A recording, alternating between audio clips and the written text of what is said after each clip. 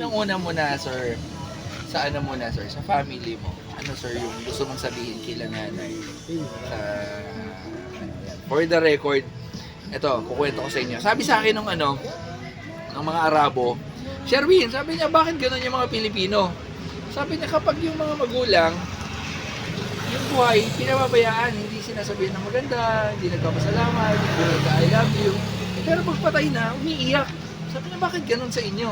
Sa amin kasi hindi ganun. Sabi niya, habang buhay kami, sinasamantala namin na sinasabihan namin sila ng magagandang bagay. Kasi anytime, pwede silang mawala. So, sir, gusto ko, sir, i-take yung opportunity na dun sa response, dun sa sinabi ni nanay sa'yo, ano, sir, yung gusto mong sabihin para kay nanay, especially kay nanay? Maraming salamat talaga. Gawa ng lahat yan, sila talaga yung gumawa. Pati doon, sabihin nyo namin, kasi kaso doon. Kaya sobrang salamat. Sir, anong klaseng nanay si nanay? Sobrang napakabait din, sir. Ano sir yung hindi mo makakalimutan na punto ng buhay mo na kung wala akong nanay, hindi ko alam kung ano nangyari sa buhay ko. Pariwara nga, sir. Dumating sir sa ganun ba? Siyempre, pag wala talaga yung nanay mo, walang maggagabay sa'yo na wala. Wala. Wala talaga sir. Ito talaga yan. Sir, life message mo para kay nanay. Alam mo, nasa harapan mo si nanay. Ano gusto mo sabihin sa kanya? Alam mo na yun. Ayaw niya umiyak eh. kahit di kami nag-uusap. Alam niyo na yun. Ano yun? Ano yan? Ginagawa ko naman yun. Kahit di ko nasabihin. Alam niyo. Hindi, pero eto ngayon, sir. Gusto ko, sir, for the record, first time, gusto ko sabihin mo kung ano yung mga bagay ni hindi mo nasasabi kay nanay. Bilang reply doon sa nasabi niya sa'yo. Kasi, kung makikita mo yung mukha ni nanay kanina, grabe yung pugot niya. Grabe yung pugot niya. Hindi, kilala niya naman din ako. Kaya gano'n talaga. Nag-value siya. Kaya, wala naman ako masasabi sa natin. Napakabait talaga. Wala na, iyak na. Iyak na yan. Ayan. Sir, eto na, kay mami mo. Ayan. Move tayo kay mami. Ayan, ano yung Lapit mo siya. unang karakteristik talaga niya, Hawakan mo, Di. yung sobrang na-in-love ka? Kanino po? Gawa. Ano yan? Baka silosa. Sila. Yun ang ginustuhan ko talaga sa kanya.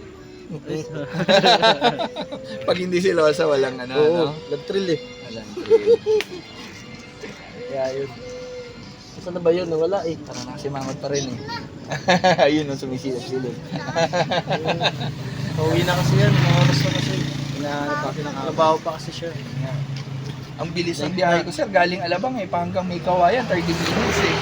Pagpasa ko, bira, doon pala yung Hirap. Sa ano niya naman, sir? Bali kayong dalawa, sir, yung nag-lead ng group. Bali Ay, kayong hindi dalawa. naman. Hindi naman kami dalawa. Marami kami. Marami. Opo. Marami kami. Ito po yung nag-lead. Ito. Raste na. Bali, si Ma'am, ang nagpa-surprise po mismo po, siya po. Siya. Siya po, ano? Tapos tulog-tulog po Nakulita. yung mga ano. Lahat po sila siguro. Sir, lapit mo naman, sir, si Awa ka. Ma'am. May message si sir para sa kanya. Ako si Mami. Message daw ako sa'yo. Maldita. Sige po. Sir, anong message mo Piniem sa ko na kanya? sa'yo eh. Salamat na ako sa'yo. Mamakinig ka, Alam mo ba? ma'am. Mamakinig ka. Ito yung message. Kasi maraming talagang salamat kasi walang ganito pag wala ka. Matik yan. Ayun yan eh. Ano? Ayun yan eh. Sir, ano yung nasa abroad si ma'am, ano naman yung gusto mong sabihin sa kanya na ang hirap ng buhay natin sa abroad, lungkot, bilang isang kaibigan, ano sir yung gusto mong sabihin? Ano lang, tawag dito, nandito lang naman kami. Masayahin ka namin. Antayin Kahit ka namin. nag-aaway kayo ng jowa mo. Antayin namin. Sayahin ko kayo. Paano ba mag-aaway? Paano mag-aaway? Naku, wag na sir.